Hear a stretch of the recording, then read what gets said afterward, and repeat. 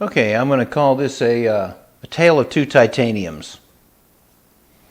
This is a comparison of a Spyderco military titanium, the clone versus the real. Here's the two boxes.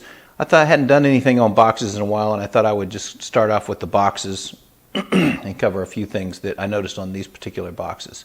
The real one is on the right here. I'm going to put it on the top. Got some stickiness on one of these. You can see there's a slight difference in the font.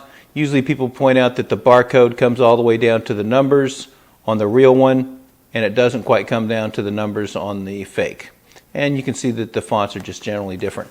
The main thing I want to cover on these boxes are, and if you watch any of my other videos, you'll see that in the early ones I mentioned some of the box things and not to pay attention to the boxes. And that's what I wanted to point out here, is this is the real box, and if you'll notice, they didn't get the gold overlay here quite thick enough that it covers the stripe underneath. So if you pick this box up, you'd think, oh, look at that, it must be the fake. Whereas the fake has got a lot more of this gold. It's embossed well, and it is fully covered. You can see the white swoosh through the spider. Sometimes they don't get these gradations real well. You can see it's a little better on the real one versus over here. They don't get them real fine, but that's about. There's only one more thing I'll point out on the boxes. Let's open them up, and we'll look at them, and then I'll show you the only thing on a box you should pay attention to. The fonts and all this, just ignore that because it's like reading tea leaves. Because the main thing is that the real ones and the fake ones are all made in China. So here's the fake. They packaged it with a little bit of extra bubble wrap for padding, since this is kind of a heavy knife and it's going to be sliding around. It's in, for China, this is a pretty good cellophane wrapper in here. It's really thick, even though it's got a lot of crinkles in it, and it sort of holds those crinkles because it's kind of stiff kind of thing. Usually they have a real thin cellophane on. So you got the knife itself.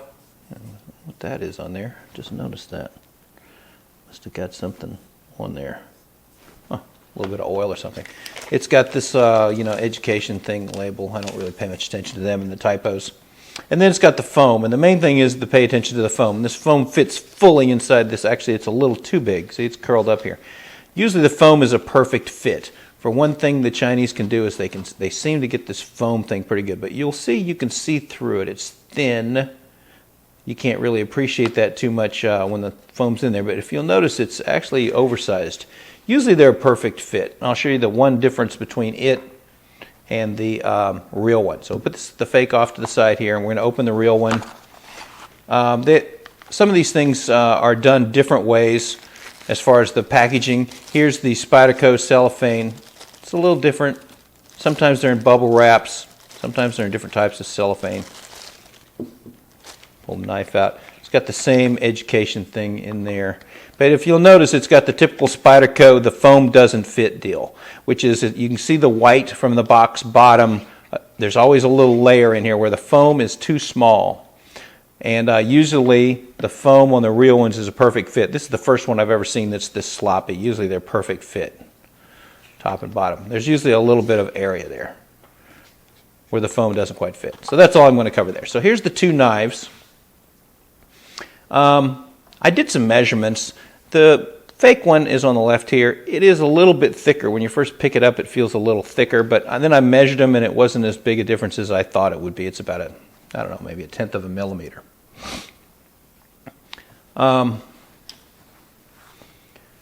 Pretty much they kind of look pretty similar.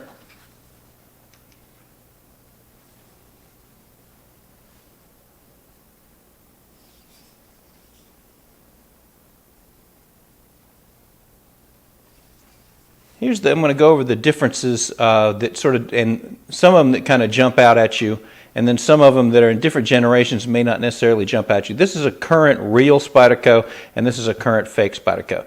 They're selling this for around $50, and of course this is a couple $100. And a friend of mine let me borrow this one. He sent it to me because he wanted me to do the video, and I would get one of these, but I wasn't necessarily interested in the titanium, so he sent it to me to let me borrow. One of the guys who watches this channel let me borrow it.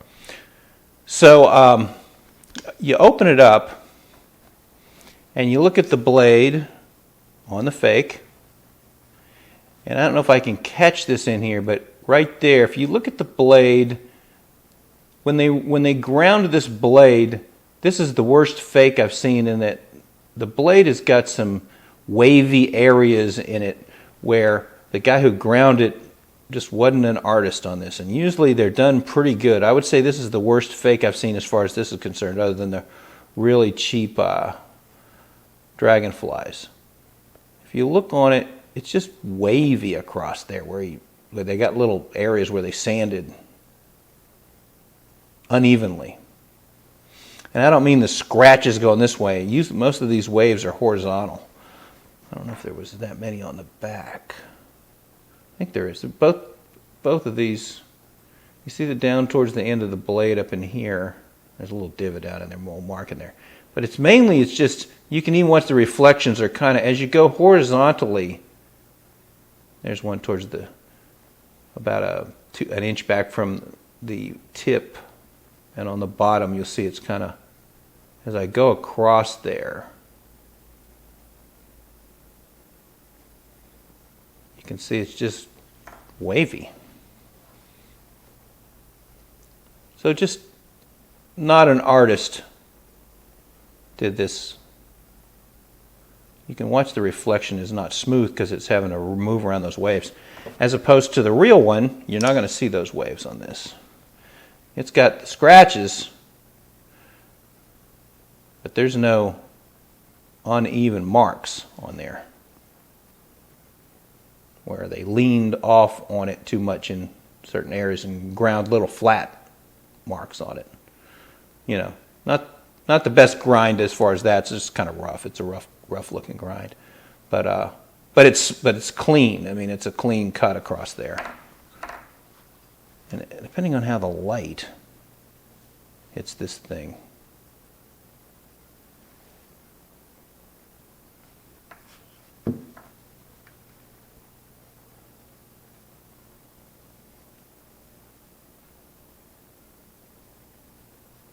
I don't know how much this will show up on camera.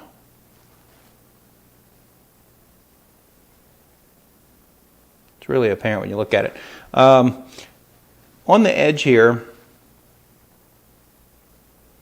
you see the chamfer on the edge. You see how wide it is. And if you'll notice on the real one, and they do this on the paras too,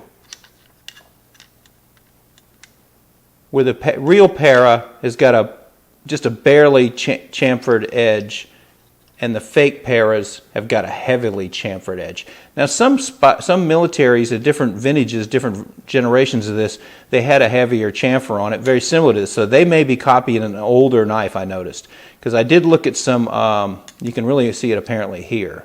But I did notice some older militaries that had a heavily chamfered edge on it, much more so, maybe in between these two. But this is how the real one looks nowadays. Now the rest of these things, actually, I just noticed that now in this, you see it in here. The hardware on the real one is a little bigger. The real one's on the top, real one's up here. The hardware on the real one is a little smaller, I'm sorry, than the fake. The fake's here on the bottom. And that's often true on a lot of these knives. You would think it'd be the other way around, but here's the other side. The only thing I really notice here is that you can see where the belt clip is, that it's kind of, I think I got them backwards. This is the fake right here. Yeah, the fake is on the right, and I think I switched them or something when I turned them. But you can see the hardware. It's about the same on there. Maybe a little smaller, but the belt clip is not centered over the split in the frame. It's a little off to the left, and it's maybe a little smaller. And you'll notice when you look at them, they don't usually get the belt clips quite right.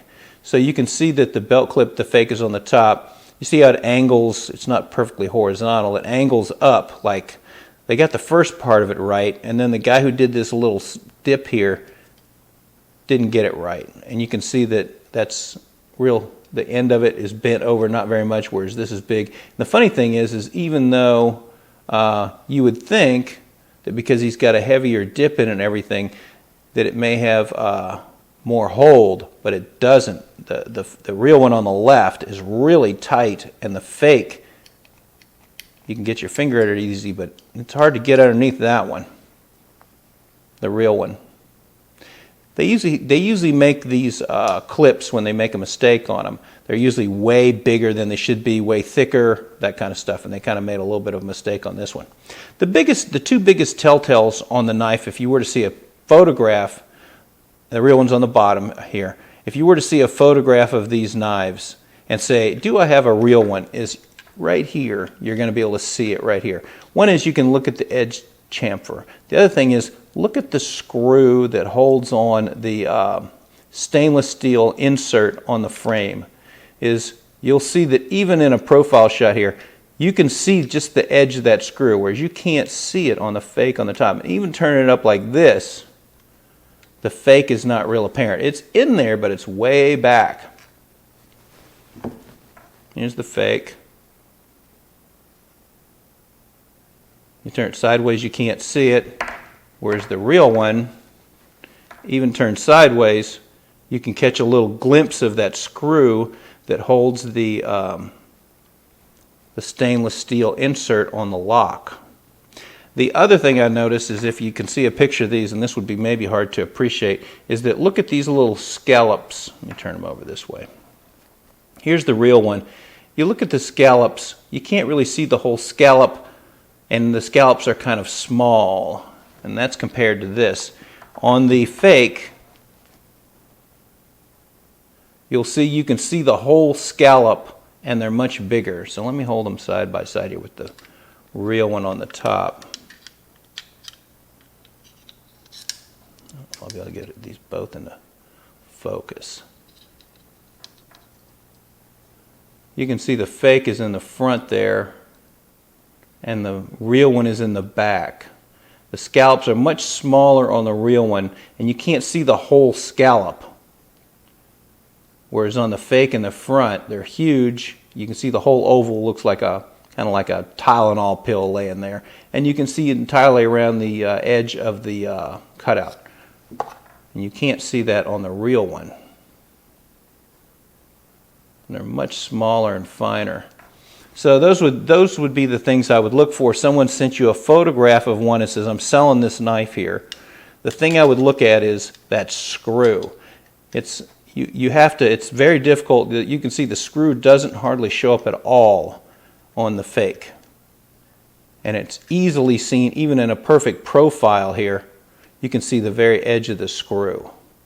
And that would be something you could see in a photograph on these things. The other thing is that the fake, so the fake was very stiff, just like the real one is out of the box. It was thick, thick, thick. Here's one of the problems they do when they screw these knives together. Whether they have ball bearings in here or bushings, they over-tighten the hardware. So one of the first things I did when I got the real one is I was sort of looking at it, I thought, man, this thing is really tight here. And I adjusted the pivot a little bit. That's not a problem. You can go back and forth and adjust it. And it stays in the middle, and it got much easier to move the blade. So I tried to do that with this one, which is real thick. As usual, when they installed this, they over-tightened it. They usually smashed the bushings and put a track in them. They did that on the Rubicon video I did. I took the whole knife apart, and you could see how they messed up the bearings in there. And then they stripped it, so you can't do anything with this. It just goes around in a circle. I mean, it's stripped. So they tightened them so much that they smashed the bushings, messed them up, and then they also stripped the hardware.